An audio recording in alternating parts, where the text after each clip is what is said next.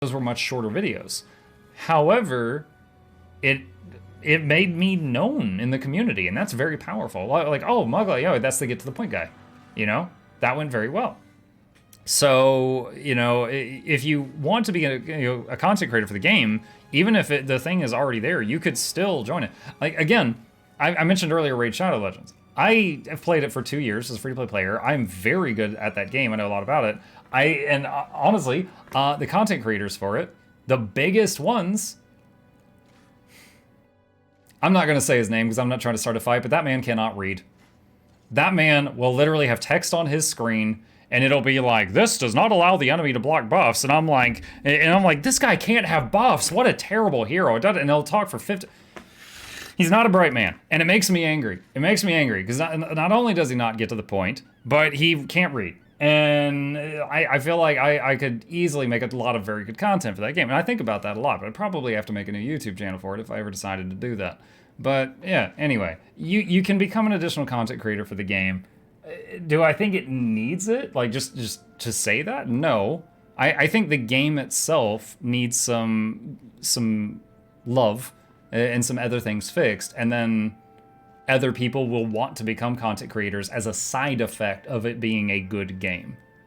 Like, okay, I've never really thought this train of thought through until this moment, but yeah, I think having content creators appear in a game is a side effect of a good game. I don't think content creators make the game. Like, Mighty Teapot, incredible guy. He's been trying to. I think that he thinks, you know, it's all on his shoulders to like get this thing working, and he does a phenomenal job of it. But all the things he does with, you know, like 12-hour streams every single day, and, you know, doing these big competitions and stuff like that, would be completely drowned out by Guild Wars 2 doing a good ad. And the same goes for me.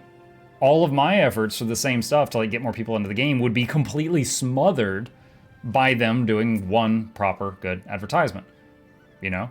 That doesn't mean to say that, like, you know, Guild Wars 2, if Guild Wars 2 brings in 100 people, I can't bring in 10 more. That doesn't, like, you know, stop me in any way. But I'm just saying that, you know, it's not up to one content creator to make a game work. It's up to the game to make the game work, and then the content creators can do their own thing. Okay. If all you do is watch while eating, that should not be allowed, unless it's a mukbang video. Then they're literally watching you eat to watch you eat. The guys from as a goal ratio to my YouTube page, I'm sure you're one of the content creators. Take book story guides are 5 minutes with a couple jokes thrown in. They fat cut off. Much more appealing than the 30-minute raid description of every step of that raid. I think so, yeah. Have you seen the aim assist rocket build for Mechanist? It won the wildcard section of my TOS build competition. I have not. I'm not familiar with that. Lower Deck Screen, thank you for the tier 1 sub. I appreciate that. ANET sponsored streams are going to pour in a lot of case for EOD. I remember Liquid Maximum sponsored stream. I didn't see it, but he rated me at the end of his, and I briefly had the chance to talk to him. I remember, okay, hey, short funny story. I didn't know that Limit was the name of an esports organization, okay? I had heard of Method. I had heard of Solo Mid, Team Solo Mid. I had just simply never heard of Limit. That's me. They rated me, and I was like, oh, hey, where are you guys coming from? And they're like, oh, we just tried Guild Wars 2, sponsored stream. I usually play World of Warcraft. I'm like, oh, that's awesome. And he's like, yeah, I play competitively. And I'm like, oh, you on an esports org? You on like Method or something? And he's like, I'm on Limit. And then I realized that he thought I was an idiot because it's in his freaking name. And I was like, oh, jeez, okay, well, I didn't know Limit was the name of a team. All right, okay, well, now I look stupid. All right, great. But yeah, that was my brief interaction with Limit Maximum. Let's see, is this Q&A? Yes, again. Firebrands with your audience. I personally like a lot of your guides because they're shorter and simpler, but don't skip out on the important relevant information. I mean, again, I tried to make something I would want to watch, and when I'm on YouTube, I have a very short attention span. I'm like, get to the point. So that's what was that, and also Joe Cat's you know, now you know how to fireball. You're welcome. Those, like, the condescending nature of Joe Cat's crap guide to D&D. And my urge to get to the point was those combined is what made the get to the point videos. Mela doing raid guides too, but it's like 2 hours. Also, his man is so boring, can't get going. Yeah, Mela is another content creator that I want to say this as tactfully as possible. Like, I am not a consumer of the type of content that he makes, but he is very knowledgeable of what he's talking about. If you're looking for very in-depth, every single factoid about something, he's got you. If you just want to know exactly what you need to get through the encounter in 3 minutes or less, I got you. You know, it's just, it depends on what you're looking for. Different people learn in different ways. That's why there's no one content creator that's for everybody. You know, there might be one content creator that makes a ton of guides, and people are like, this guy, yeah, he knows what he's talking about, but he's so annoying. You know, and they're talking about me because I'm just like, Douglas, Martha, I love you. And then another one comes along that says the same information, but they're like, oh, thank God, that this guy's less annoying. Or, oh, here's one. Okay, the way you speak. If whatever your language is, if you speak it clearly and your competition doesn't, that can get you a lot of views. And it's an unfortunate truth. I have had many people when I first started becoming like a bigger content creator within my bubble be like, oh yeah, I've switched over to watching you from because I can never understand them. I was like, okay, you know, and it is what it is. Let's see, I really enjoyed the LI builds, which was together to do homework, so the potent builds. Going elsewhere because Team Liquid's complexity, which is way more well known. You raised an interesting point. I was watching Asmongold's reaction to Guild Wars 2. He said that a game's popularity depends on how many people consume content for it. He searches for ANET official YouTube channel, only has 150k subs. Then he went to Guild Wars 2 Reddit and was so surprised to see 2k people online, and WoW had only 3k online. Yeah, Yeah, I mean, I don't really, other than when they make a new video, I don't just like sit there and look at the Guild Wars 2 YouTube channel. I didn't know how many subs they had until you said that, if that's still true. And I fled the Guild Wars 2 subreddit. I don't really go there anymore. I've just had too many bad experiences there. I think you're doing a sponsored better. I don't know about sponsored stream, but I saw Moist Critical's video, him being sponsored, and it was way better than what they did before EOD. We love Joe Cat. My kid of 3 is a fan of him too and enjoys your videos. Joe Cat's amazing. He's ED guys for the guy. Yes. I'm standing in front of you, the Reaper. Hello, Reaper.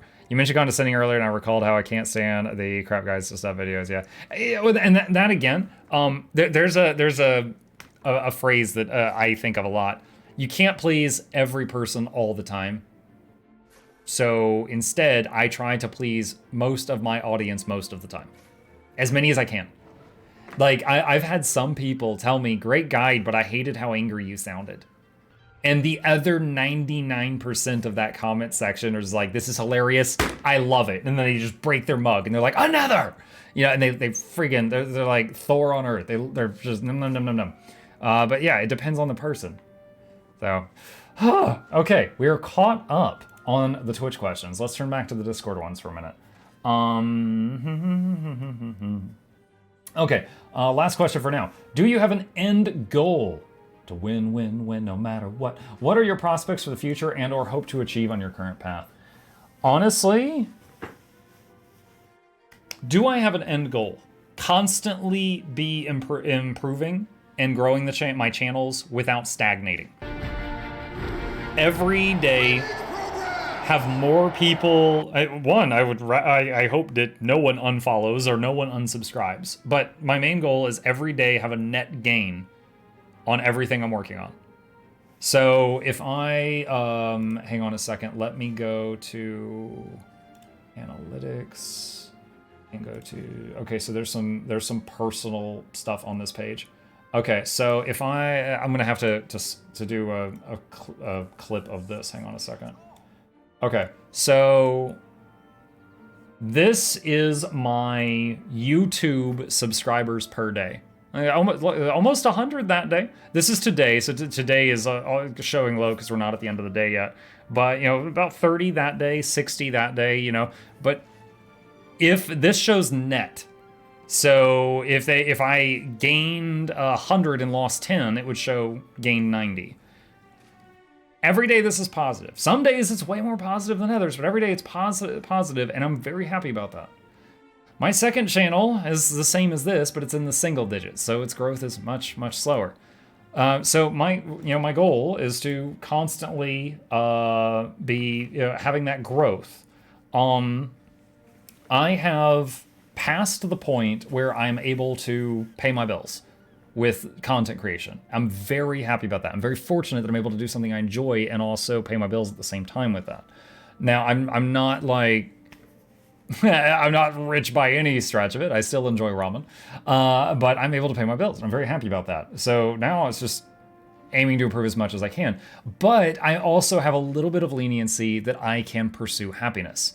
So, for example, when I went from streaming just Guild Wars 2 with 300 to 400 viewers a night, and then I got burnout and I started streaming other things, variety, I guess, I was down to 200 to 250 a night, sometimes in the 100s. That's still phenomenal as far as like all of Twitch is concerned. That's still really good, but it was a hit. However, the people that stayed, the dedicated fans, were still subbing, and my sub count really didn't go down at all. I'm very fortunate that the people that like the stuff still liked it even when I played other content, even though my average viewership went down. So yeah, I as far as like success, the Patreon, YouTube subscribers, Twitch followers, Twitch subscribers, as long as all of those are either staying the same or improving, even as I try new things, I feel successful in that regard. Would it be easier if I was like, Co-Carnage and I had 10,000, viewers every day and like 1 million subs? Yeah, of course. Of course it would. I could pay the moderators to be here full time and just do all the moderating, and I would never have to do anything. I could pay someone to handle my second YouTube channel, even if it wasn't paying for itself. And I could, that would be a lot more time back in my day every day. So yeah, would it be easier? Yeah, but I'm not there yet. So, yeah, those are some big goals. If my YouTube channel right now, if it suddenly exploded and I was getting way more income, one of the first things I would do is give Noxie a fat raise. Noxie, for those of you that don't know that might be watching this later on YouTube, Noxie's my video editor. She does a wonderful job and she gives me a great deal. And I am just barely able to take advantage of that deal with how much I make.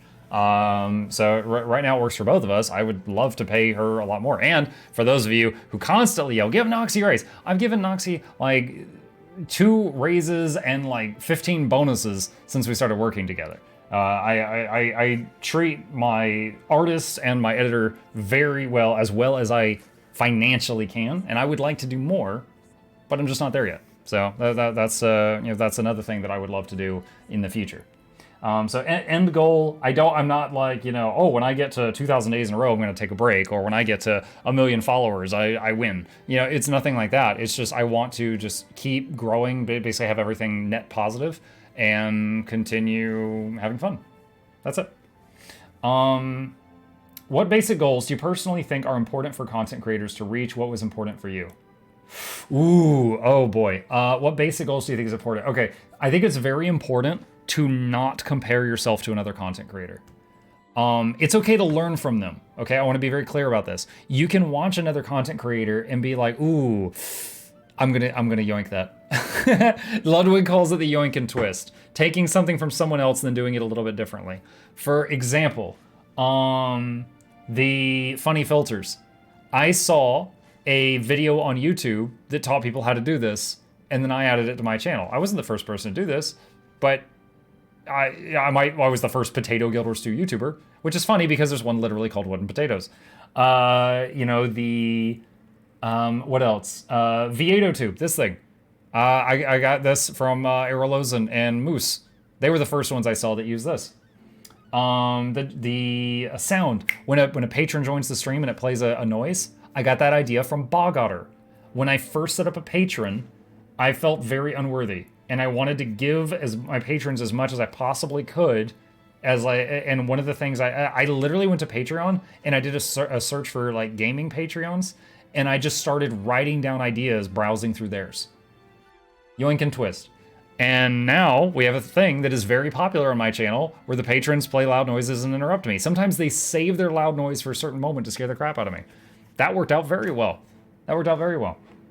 So, yeah. Wait, what? Oh, this is freaking... I accidentally changed the Discord that I was showing because I had a button. Anyway, so yeah, as far as what do you think is important for a content creator to reach? I went off topic there. It is okay to take ideas and inspiration from other content creators, but don't compare yourself to them.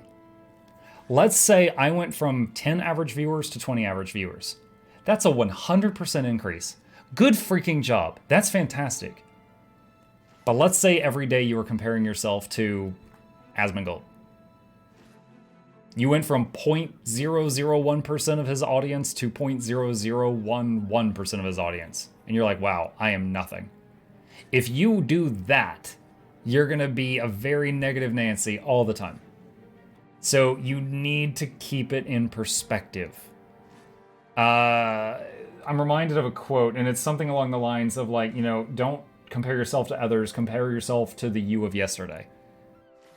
That's good for this one. You know, basically try to constantly be, you know, growing your own stuff and be better than what your channel was the day before, but not, you know, comparing yourself to another much larger channel, because otherwise you'll just always be sad. Don't do that.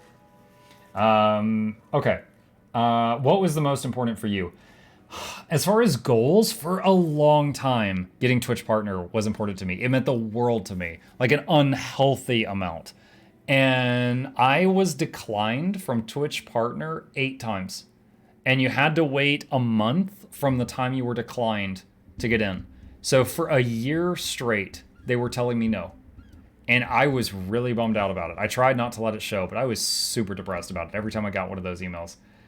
And when I finally got it, I was on cloud 9. It was insane. I was so excited. And like a week later, I realized nothing changed. Nothing changed. It meant very, very little. The only thing I got from it that you could say is more emote slots. And some people watching my stream will get better resolution on some devices. That's it. I've been here every single day for 4 years without missing a day, and I have never talked to Twitch staff. I love Twitch, but I don't particularly feel like they know or care that I exist. Fun story. On Christmas, they asked me if they could send me a goodie bag.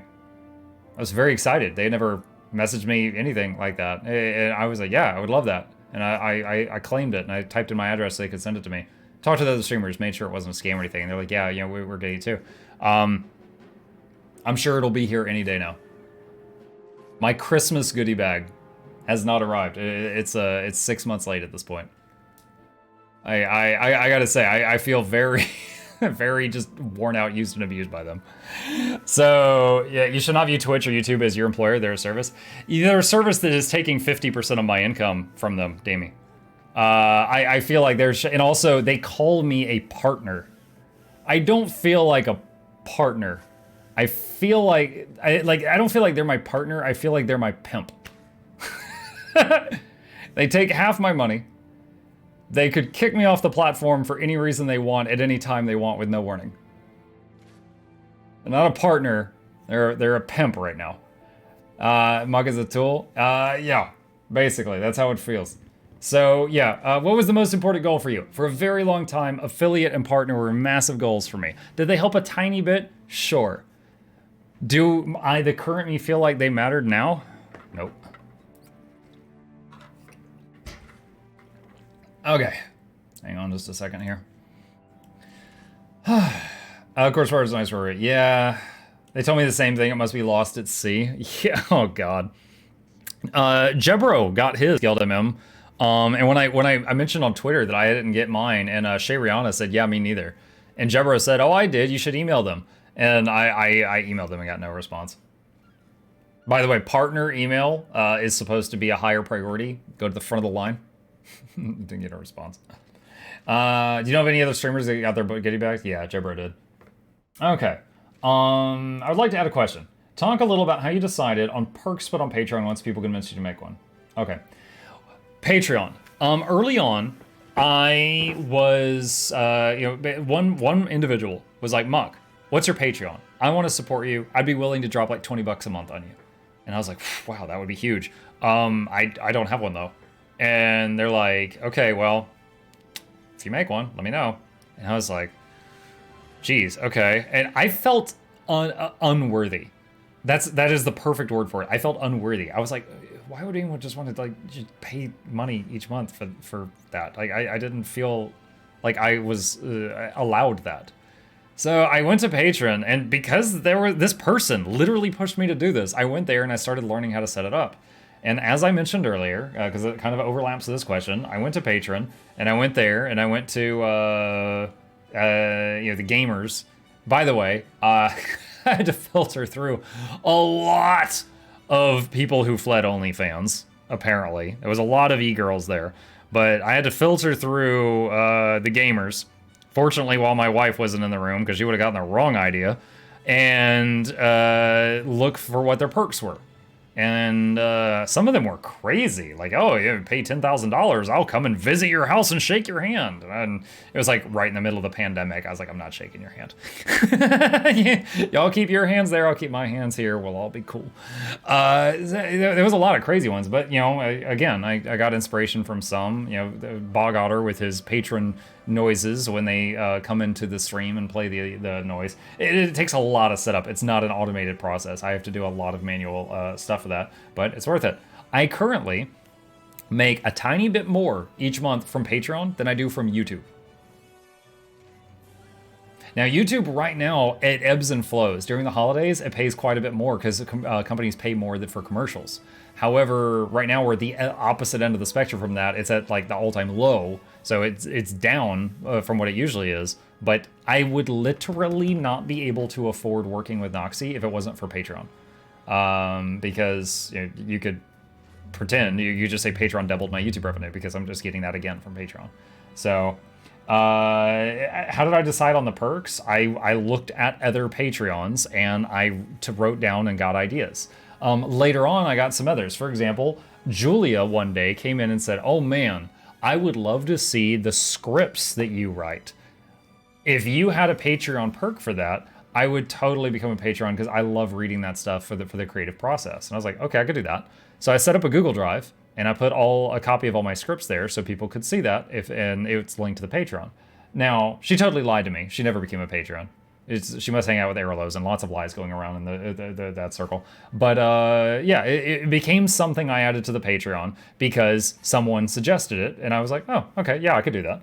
So, and that's how a lot of the things get added to it. Anytime that there's a good idea that I could easily follow through, I definitely add it there because I want them to feel as rewarded as possible because they are literally keeping the show alive. So, yeah. How did you decide the prices? The prices. Okay.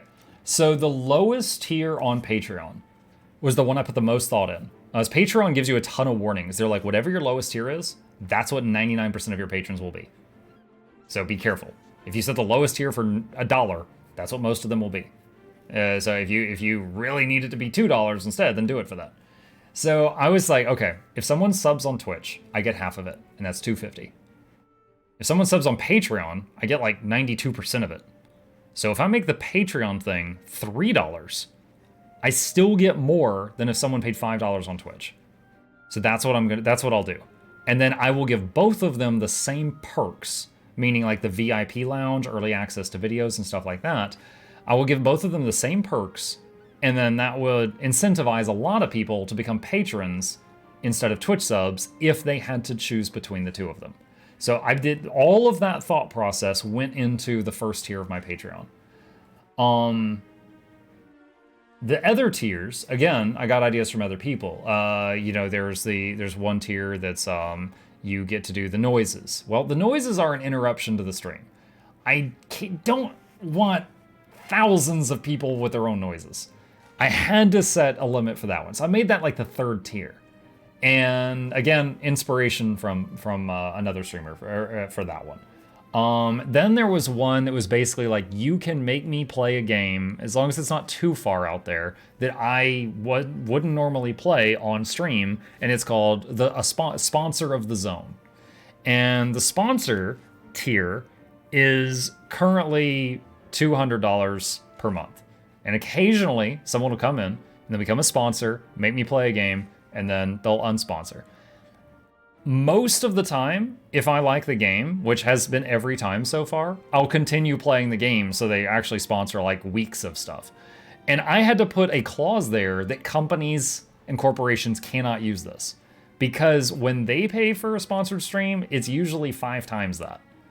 So when an individual is doing that, I had to make it so they can't circumvent. Like when Raid Shadow Legends pays me to do a sponsored stream for 2 hours, it's many times the patron tier thing for the same thing. So some people are like, oh, I'm not doing that. That's totally fine. I don't expect many people to do it, but occasionally some do. Nier Automata. Some of you might remember. When I played Nier Automata, guy popped in, did sponsored stream, and he's like, I want you to play Nier Automata. I'm like, okay, I'll try it. I did it for a stream. I loved it. And then I continued to play through the whole game, which was, the next week or two. So he ended up getting a lot of bang for his buck. And he goes, thanks, I'll be back when I think of something I really want you to play again. And then he left. he just stopped in, slammed down, 200 on the table. It was like, play this game. It's fantastic. Also, you'll love 2B's butt.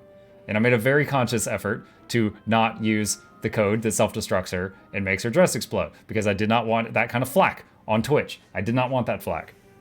But yeah, slap mug with money. Yeah, Flute, you know what that's like. Have you thought about adding some sort of Patreon perk where they could pay your Twitch sub via Patreon? Like add a $5 to a tier and get a free Twitch sub on Twitch via a bot or something. The thing is, there is no way that I can Twitch and Patreon have no integration at all. I cannot, like Twitch is owned by Amazon. They do the Prime sub thing and they lose money on that, technically. I don't know if that'll be forever. I cannot make it to where Twitch will like if you spend $5 on Patreon, you also get on Twitch. Like literally the only way I can give you a sub on Twitch is for me to spend $5 on Twitch, and then a month later I'll get back $250 of it. So I basically, you could say I can give out a sub for $250. But to have the patron thing like included, I don't know of any way to do that. Like if I made like a $10 tier and then I said it's included, and then anytime someone did it, I would manually go in and gift them a sub, I guess. It's a thought, but I would need help from other people that could help me manage that, because that would be a lot of manual work. Because again, there's no integration between Twitch and Patreon. Just recently, Stream Elements. One guy at Stream Elements figured out how to integrate Patreon with an alert. You guys know how if someone new becomes, by the way, if any of you become a patron, it usually gives me a heart attack, and there's a very loud noise, and it plays a message on stream thanking you, and it's a jump scare. I've gotten a lot of new patrons since I set that up, and that was because of one guy at Stream Elements figured it out. So there's no integration with Twitch, it just talks to the Stream Elements software for that one. How much work is that of your daily routine? So at the beginning of each month, you get where is it? This right here. Hold on a second. Okay, this list. Every time there's a new patron, I have to update this list manually. At the beginning of each month, I redo the whole list from scratch to get all of the patrons that left off of the list. I don't yet know how to do that completely automatic. I currently do this manual. It's a lot of work at the beginning of each month, and it's a very tiny amount of work each time there's a new one. The other thing is the sounds. If someone wants me to set up a sound and they've never had a sound before, that takes up quite a bit of time setting it up. However, if they've had a sound before and I just have to, they're just like, hey, I want to change my sound. Like a Eternal Fragment, for example, has gone through a lot of sound files. All I have to do is just change download the file, put it in the same spot, and change the file name. That takes less than 60 seconds if it's just updating a sound. Hi, Moose. Oh, we might be able to play Celasta again soon. I think Moose, Flute, and Clam are all back. We might be able to continue the adventures of the charismatic Strength Rogue. So yeah, daily routine, Shugo, not a lot. Monthly, there's a few things I need to do. Also monthly, I need to do I do a director's cut video that only tier 3 and higher patrons see. I do the Q&A for patrons only video that only tier 2 and higher patrons see. So, I have a reminder on the 20th of each month to make those 2 videos. So, that's another thing. Again, there's monthly things I do.